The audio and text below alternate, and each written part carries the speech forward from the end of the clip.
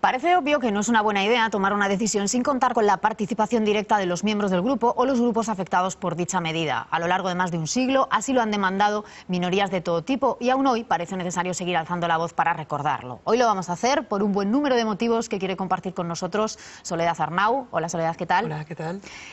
Vamos a empezar por contar un poco a los espectadores quién eres. Vamos a hablar del movimiento de vida independiente, de los avances, de lo mucho que se ha hecho y yo no sé si de lo mucho que falta por hacer también. Sí, la verdad es que sí. Bueno, pues yo soy activista en el movimiento de vida independiente aquí en España. Soy miembro del Foro de Vida Independiente y Libertad, que es una comunidad virtual que nace en el año 2001 y que desde esos momentos las personas que formamos parte de esa comunidad virtual demandamos lo que es la implantación de la filosofía de vida independiente aquí en España. Y a lo largo del tiempo, obviamente, sí que es cierto que ha habido algún avance, como por ejemplo aquí en la Comunidad de Madrid, en el año 2006 se abre la primera oficina de vida independiente de España. En Barcelona ciudad también en octubre de 2006 también se abre la segunda oficina de vida independiente de aquí del país.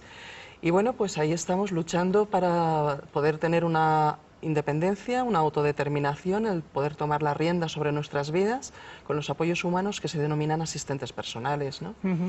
Y bueno, pues queda mucho camino por recorrer todavía porque parece increíble, pero todavía a día de hoy no todo el mundo que lo necesita puede solicitar una asistencia personal. Todavía la cultura de vida independiente no es la cultura base de la política social española y por tanto eso significa que existen muchas personas que podrían ser potenciales usuarias de la asistencia personal y que sin embargo no saben que pueden pedir esta figura laboral por un lado y sobre todo no saben que pueden ser libres, ¿no? Porque yo interpreto la independencia como, bueno, pues como un aspecto de la libertad, ¿no? Yo tengo asistencia personal para llevar una vida activa, pues para llevar una vida en normalidad, para poder trabajar, para poder estudiar, para poder ir a comprar, para poder ir a comprar un regalo, para poder ir a votar, para poder ir a cortarme el pelo. Para ser un ciudadano integrado absolutamente en la comunidad, ¿no? Y con derecho, con los mismos derechos que cualquier otro ciudadano. Efectivamente, de eso es de lo que se trata. Antes has hablado de autonomía, independencia, autodeterminación. Son conceptos que más o menos creemos saber qué son, pero explícanos el matiz, porque yo tenía alguna duda cuando leía, ¿no?, sobre el movimiento, sobre la filosofía del movimiento. ¿Qué implica cada uno? ¿Dónde empieza lo uno y dónde acaba lo otro? Pues mira, tradicionalmente, como venimos de una tradición biomédica, clínica, cuando hablamos de autonomía o de falta de autonomía, siempre es... o sea, yo, por ejemplo, yo tengo una falta de autonomía física enorme, ¿no? Porque yo no puedo hacer ninguna actividad por mí misma, ¿no?, por decirlo de algún modo. Entonces, a ese terreno, obviamente, esa perspectiva médica, sí es cierto que tengo una falta de autonomía, pero la demanda de la filosofía de vida independiente precisamente da un giro como filosófico y lo que pretende es centrarse en la autonomía y en la independencia moral, sobre todo, ¿no? Y en ese sentido, claro, pues existen muchas personas que podemos ser autónomas, podemos ser independientes, ¿no? Y para eso, bueno, pues tenemos que tener la posibilidad de tomar la rienda sobre nuestras propias vidas, cosa que tradicionalmente nunca ha sucedido así. Siempre hemos sido un poco, bueno, pues objetos de servicios sociales y un poco, pues eso de una tradición caritativa y asistencialista, ¿no? Entonces, claro, todo ello ha pervertido un poco el hecho de que realmente las personas podemos realmente empoderarnos, podemos ejercer nuestra plena ciudadanía o podemos nuestro pleno desarrollo personal, ¿no? Por supuesto, con apoyos humanos, ¿no? Yo siempre digo lo mismo y si me permites, a mí no me molesta o no me supone ningún trauma en absoluto el hecho de que yo no pueda levantar biomecánicamente mi brazo, yo no lo puedo levantar y por tanto yo no me puedo dar de comer. Yo ahora mismo tengo 44 años, jamás en la vida me he dado de comer sola, jamás, pero eso no es ningún trauma. El trauma es cuando no tienes horas de asistencia personal, cuando no tienes asistencia personal y por tanto no puedes comer cuando tú quieres, donde quieres y comer la comida que tú desees, ¿no? ¿Y quién tiene en sus manos ese cambio, ¿no?, de mentalidad que decías? ¿Son las instituciones públicas? ¿Es la sociedad en general? ¿Las propias personas con diversidad funcional? ¿Quién tiene que hacer más ese cambio de chip para que se produzca, ¿no?, todo ese...? Pues sinceramente todas las partes, porque por un lado las políticas sociales deben realmente ser respetuosas con la Convención Internacional de Derechos Humanos de las Personas con Discapacidad o Diversidad Funcional de Naciones Unidas de 2006, cosa que todavía bueno, pues es como papel mojado, ¿no? Porque realmente existe ahí esa convención, España la ratificó en el año 2008 y sin embargo las políticas todavía fundamentalmente no están centradas en ello. El tema, por ejemplo, de la educación inclusiva, que sería una de las bases prioritarias y primeras para realmente empezar a ver cambios cualitativos significativos, pues todavía no es real. O sea, no existe una educación inclusiva en este país y es una verdadera lástima.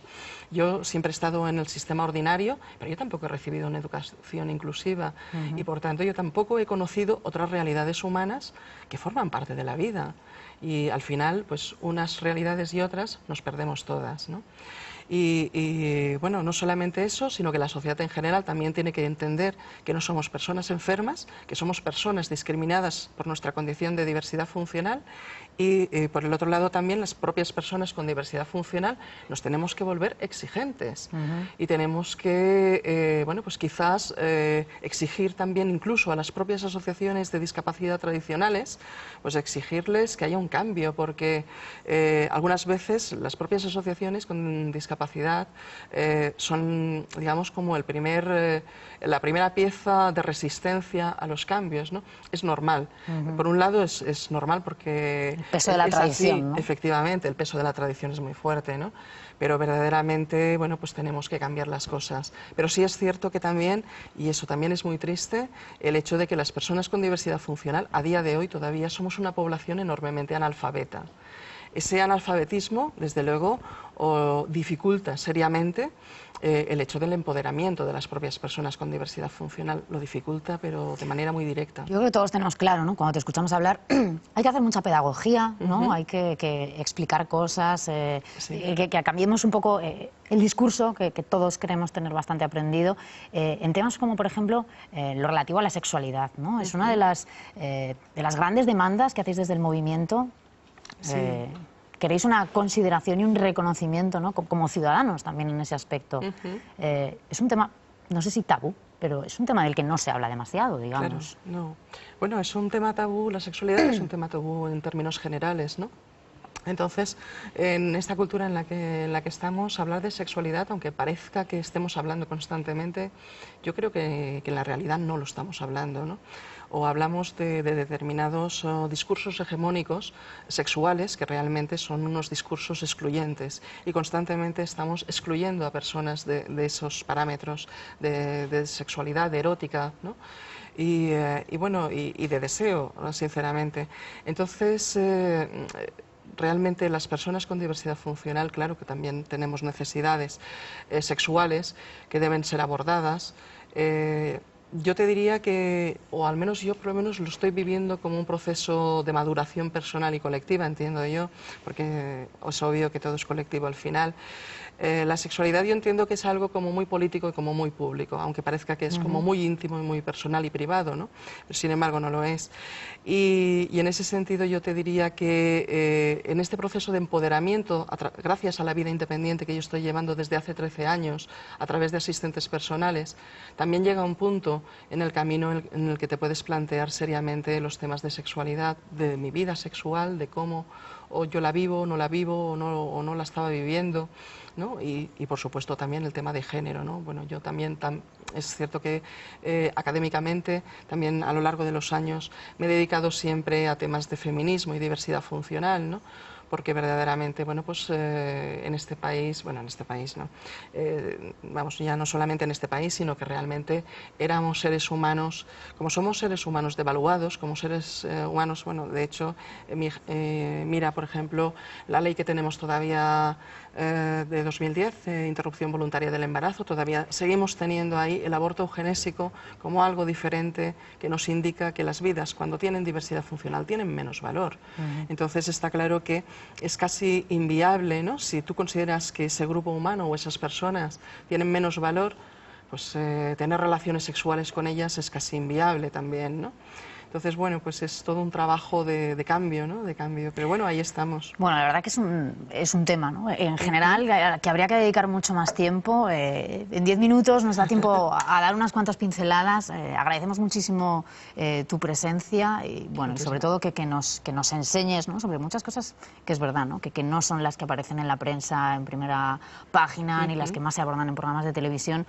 Nosotros queríamos abordar este tema y, bueno, ojalá tengamos más ocasiones para poder hablar con más detalle, ¿no? De algunos de los aspectos que te interesan. Pues gracias, Soledad, por haber visitado La Aventura del Saber. Venga.